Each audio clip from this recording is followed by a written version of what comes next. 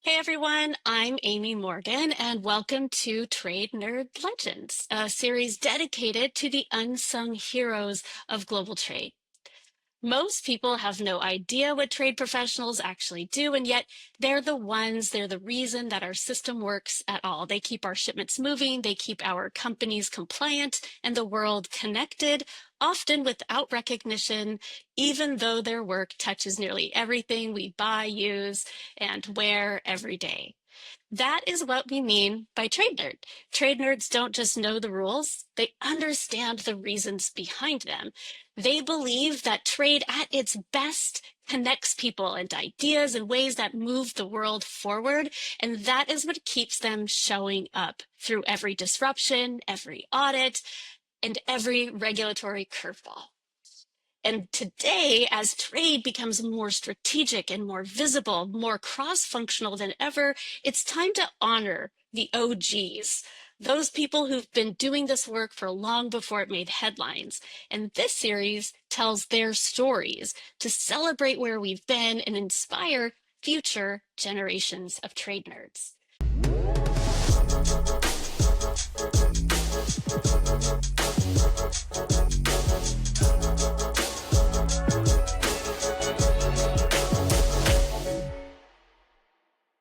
Today, we are celebrating two trade compliance pioneers while also exploring the story behind one of the most influential organizations in trade compliance. I'm talking about Ann Lister and Lynda Thomas, the co-founders of the International Compliance Professionals Association, known to most of us as ICPA. What began as a simple email list in 2001 has grown into a community of thousands, connecting, educating, and lifting up trade professionals around the world. For me, ICPA was more than a network. It was personal. Early in my career, it gave me lifelong friends, formative moments, and a sense of belonging I didn't know I needed. I truly wouldn't be here without that foundation, and that's all thanks to the women you're about to hear from.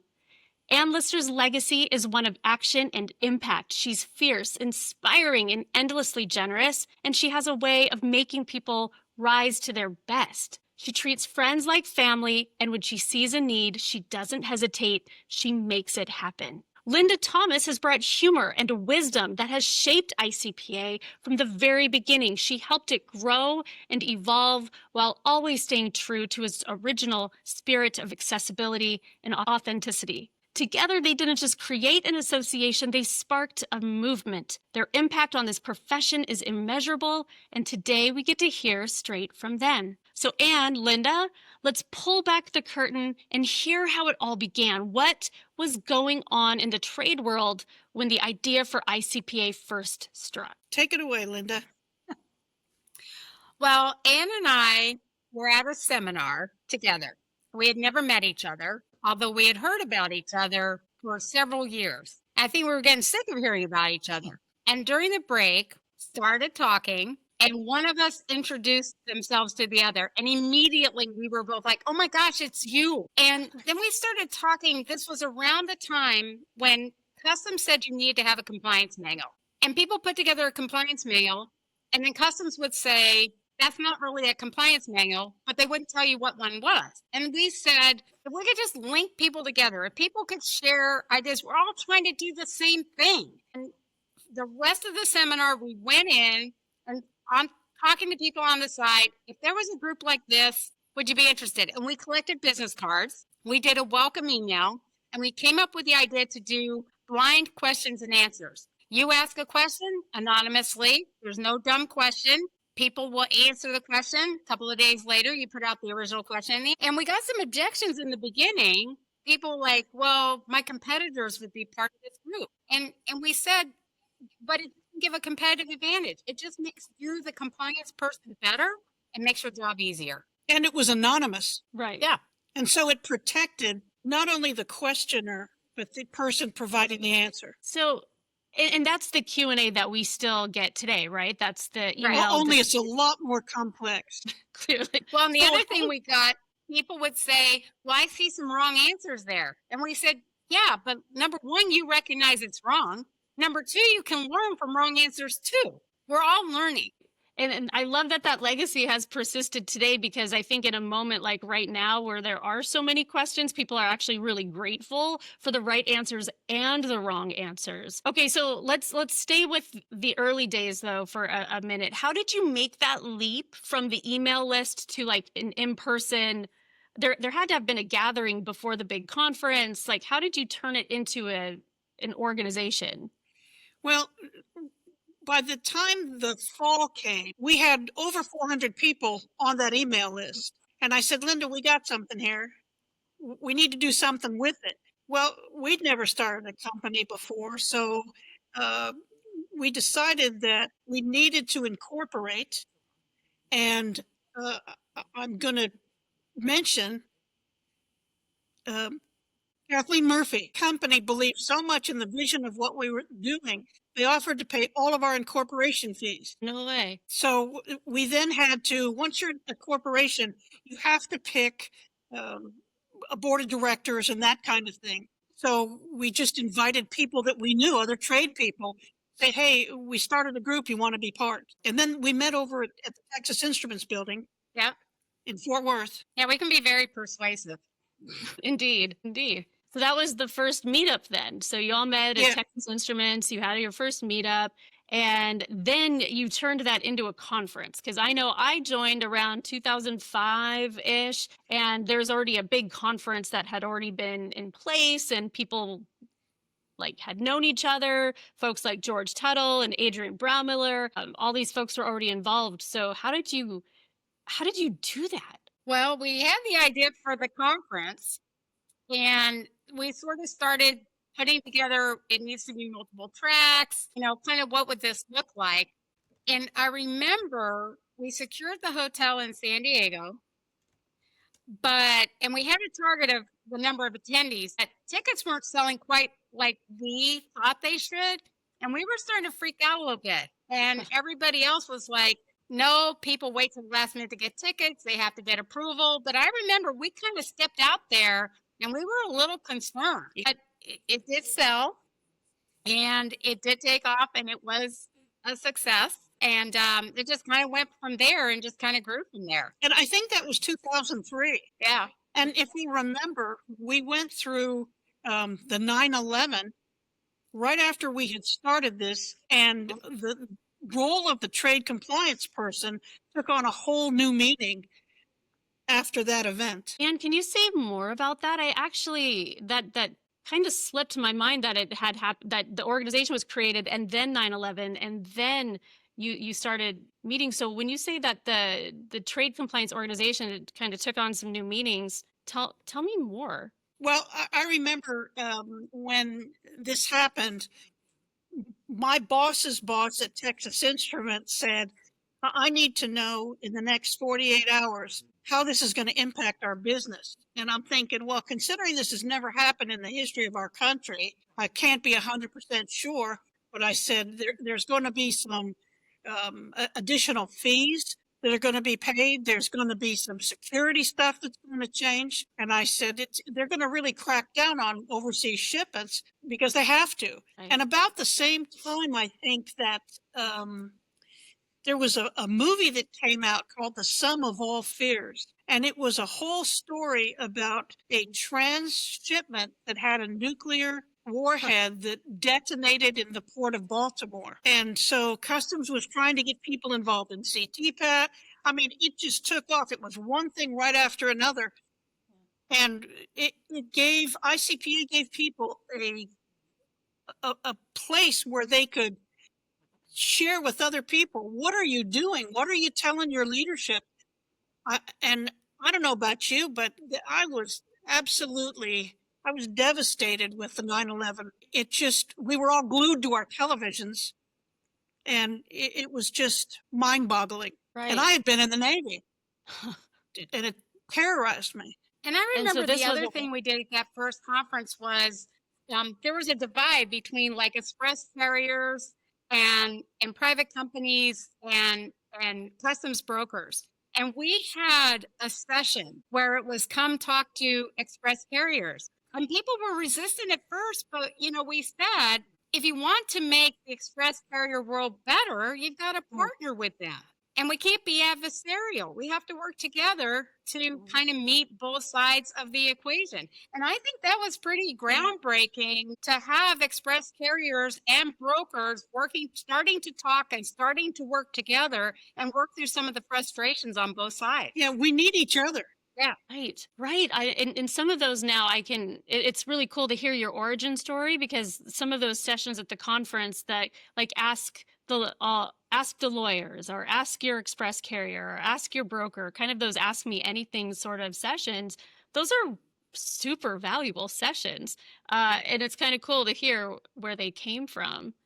Uh, so when you're thinking back to these early conferences, the early meetups, do you have stories from those days that make you laugh or make you cringe maybe when you think back on them? Remember the first conference, we had a reception because then that's what we continue to do. But Ann and I dressed up like Hollywood stars. And we were kind of like back in the back room, like all dressed up like, like I don't know, we were going to the opera or something. And we were so nervous. And because we're kind of pretty introvert, shy people. And out we walked together into this reception. And then from then on, I just remember it being like, okay, but I think we stuck with each other.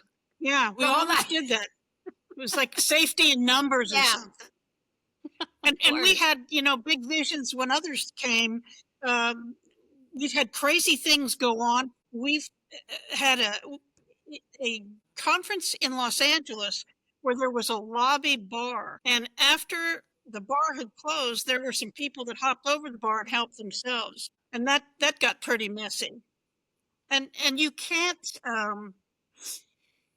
imagine that adults would behave some of the things that we've seen. But now when they sign up for the conference, they agree to a code of conduct. I never thought we'd have to have something like that. It's Crazy trade mind-boggling. compliance people. I actually think I remember that conference. It was not me behind the No, bar. No, no, it wasn't no. you. But I We can verify it was not you. It was not me. But I think I remember that. Well, Yeah. then, so maybe take a different tack. Like, was there a moment when you realized that you were onto something really special, and when did that hit you? It was that early November. Yeah. And so we actually incorporated in 2002. So in theory, our 25th anniversary is 2027. Okay. But I think, that anybody wanted to help us structure and incorporate and organize, I think that kind of baffled us because I don't think we really realized until then. Yeah. That you were onto something, that this is something Yeah. that's really needed. Yeah. Okay, so if you fast forward now to now, 25 years later, what are you most proud of when it comes to creating this organization? What do you think, like looking back on the last 25 years? Two things for me: the quality of the education that we provide and the assistance to the individual that we give, because we concentrate on individual membership.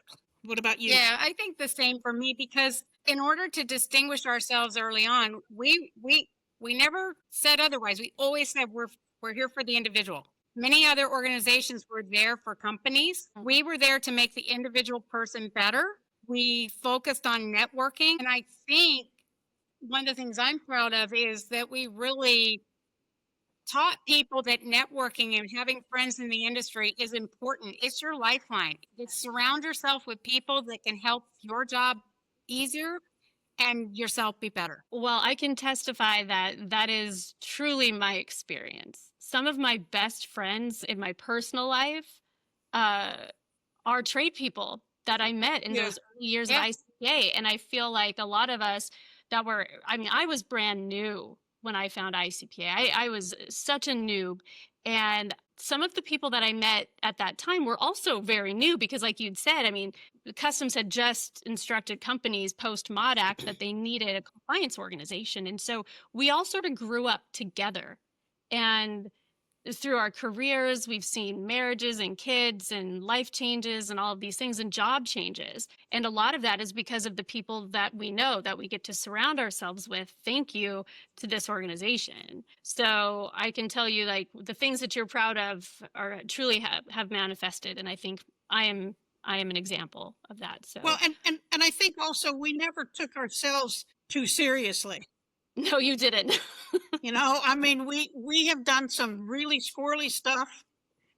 You know, we dressed up once with costumes that were ketchup and mustard.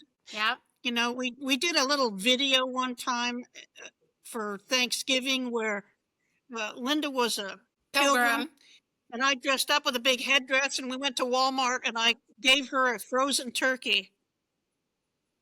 Yep. Yeah, I was Dorothy. You were the lion. I was a one lion. year. Yeah, if you need a lion costume, I've got a $200 lion costume in the closet somewhere. Yep. So is this why every conference has a theme? Yes. Yeah. Yeah. And the theory is it's what we do. And I tell people what we do is really serious. And if you're going to have some heady sessions, you have got to intersperse that from an educational perspective with a little bit of lightheartedness so that somebody isn't passing out from their head exploding at the end of day one. We are like Disney for trade professionals. Yeah, you are. Yeah, you are. Well, actually, I think most of the conferences have been like on Disney properties, right? For some reason, I always remember Orlando. Half of them.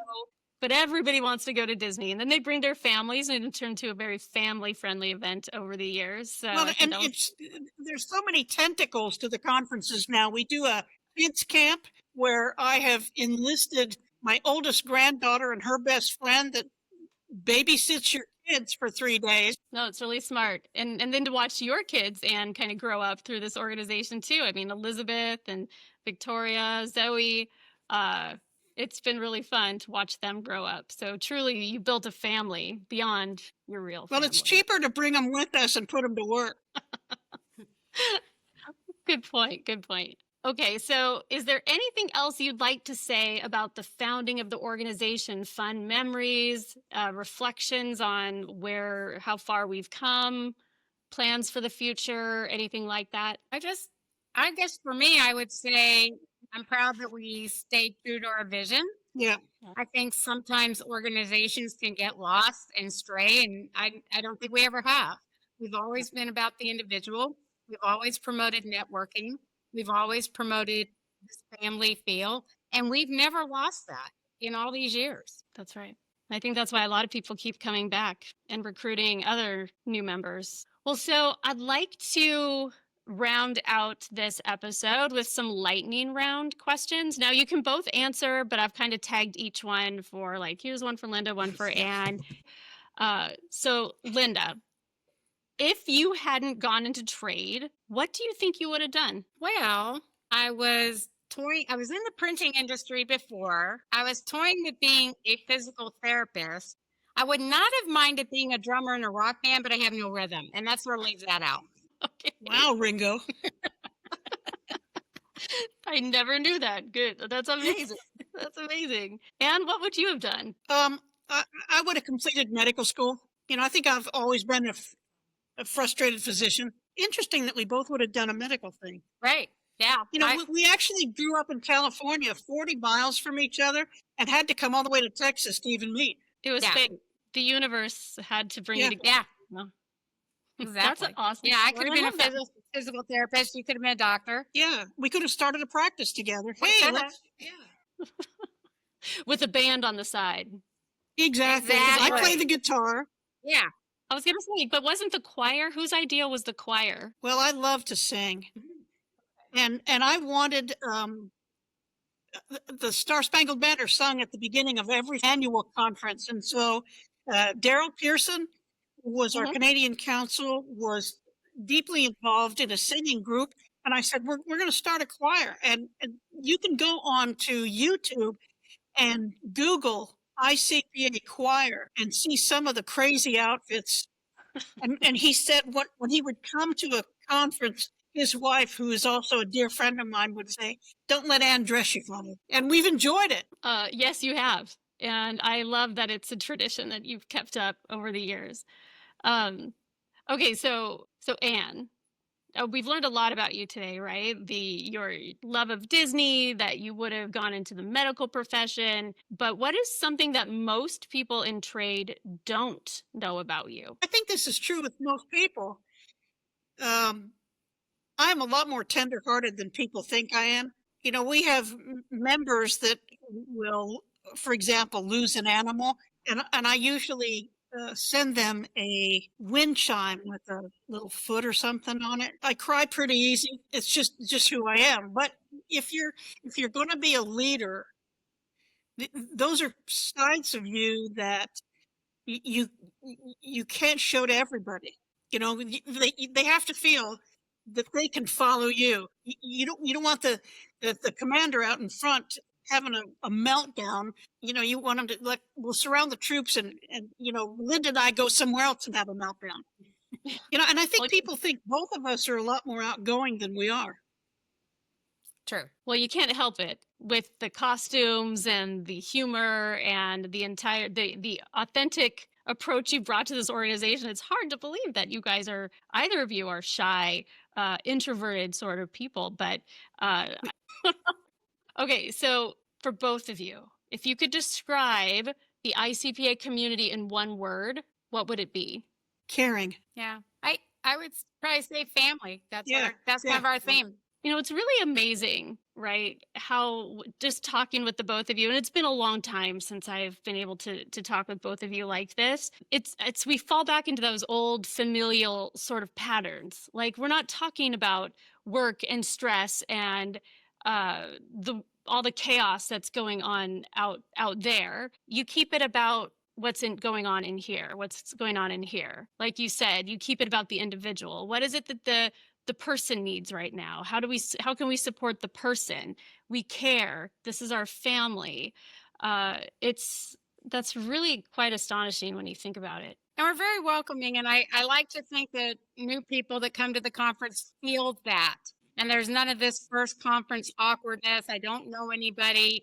I think ICPA members as a whole are very welcoming and carry that spirit out, where I think that new people feel the difference. So what would you say, what if you could pass along one piece of advice to the next generation of trade nerds, especially those who are just now joining ICPA, what would that be? Keep a good work-life balance.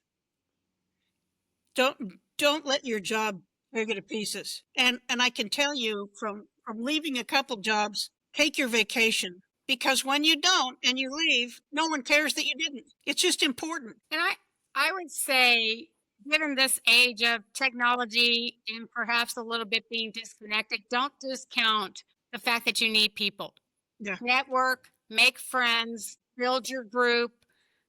You need those people. And even if you don't think you need them right now, throughout your career life, you're going to need them. Yeah. I could not agree with that more. So Anne, Lynda, thank you. On behalf of myself and an entire industry, we are so grateful for what you've done. You didn't just start an association, you actually built like a home, right? Sticking with those themes of caring and family. You gave compliance professionals a place to gather and to learn and laugh and grow with each other. You built a community. You built a network that has shaped careers and companies, and you've actually given shape to this industry, this profession as a whole. I wouldn't be here if it weren't for you. I know thousands of others feel the same, and what you've started will impact generations of trade nerds to come. So from all of us, you are truly legends, and we do thank you.